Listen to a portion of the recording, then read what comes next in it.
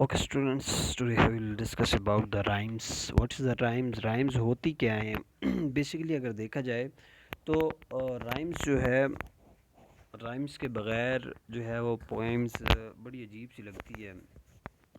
और अगर इसकी डेफिनेशन देखे जाए तो rhymes basically जो है रिप्लेसिंग ऑफ आइडेंटिकल साउंड्स को जो है वो राइम्स कहलाया जाता है, यानी कि सेम साउंड्स को जो है वो राइम्स कहलाया जाता है, चाहे वो कॉन्सोनेंट हों या चाहे वो जो है जो है वाउल्स हों। As like sleep, keep, along, song, ठीक है।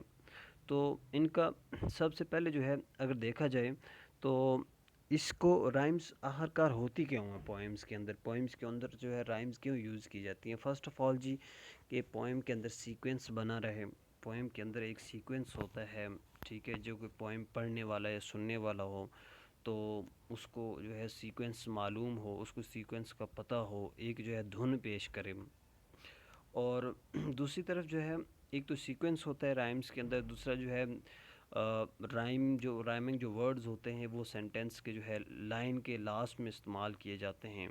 और अक्सर औक़ात जो है दो जो है वर्ड्स भी, या दो या तीन लाइंस के बाद जो है एक राइम लाइंस जो है वो इस्तेमाल की जाती है। जैसे जो है मुख्तलिफ़ किस्म की नात्स होती हैं, ठीक है, एक फ़िक्रा पढ़ के फिर वही फ़िक्रा दोहराया जाता है, फिर दो फ़िक्रों के बाद फिर एक फ़िक्रा दोहराया जाता है।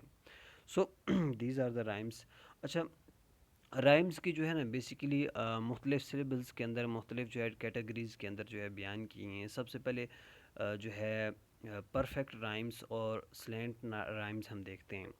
परफेक्ट राइम्स जो है बेसिकली, परफेक्ट राइम्स की अगर देखा जाए तो परफेक्ट राइम्स जो है आइडेंटिकल कॉन्सोनेंट साउंड्स को कहलाया जाता है, यानी कि विच फॉलोड आइडेंटिकल स्ट्रेस साउंड्स, ठीक है, यानी कि वाउल्स वगैरह जो होते हैं जो कि ख़ास तौर पर दरमियान में आएँ, ठीक है, अल्फाज के दरमियान में जो है जहाँ पे वाउल्स आ जाए उनको परफेक्ट जो है वो राइम स्कीम्स कहा जाता है। जैसे फॉर एग्जांपल मीट, फ्लीट, ठीक है, फिक्स, स्टिक्स, ठीक है। अब ये एंड पे नहीं है लेकिन इस मिड में हैं, ठीक है। तो मीट, फ्लीट, फिक्स, स्टिक्स जो है इनकी वजह से जो है वो एक राइम, एक धुन बज। उसके बाद दूसरा अगर देखें जो है इसी के साथ तो स्लैंट राइम्स हैं, ठीक है। अब ये कौन से राइम्स होते हैं? Basically these words not identical patterns, these are not used identical patterns, not use identical sounds, as like अगर देखा जाए तो फन, मीन, आई सी, ठीक है, फन, मीन, आई सी, यानी कि पोइम्स के अंदर जो है स्लैंट राइम्स होते हैं। यानी कि इसका ये मतलब नहीं है कि जो है अगर एक पोइम के अंदर राइम नहीं है तो वो जो है पोइम जो है वो चलेगी नहीं, या वो पोइम जो है एक पोइम नहीं कहलाती। पोइम तो वो फिर भी कहलाती है। अच्छा, अब इसके बाद एक और आते हैं जी जो कि मस्कुलिन राइम्स और फेमिनिन राइम्स होते हैं। सबसे पहले हमने मस्कुलिन राइम्स देखने हैं।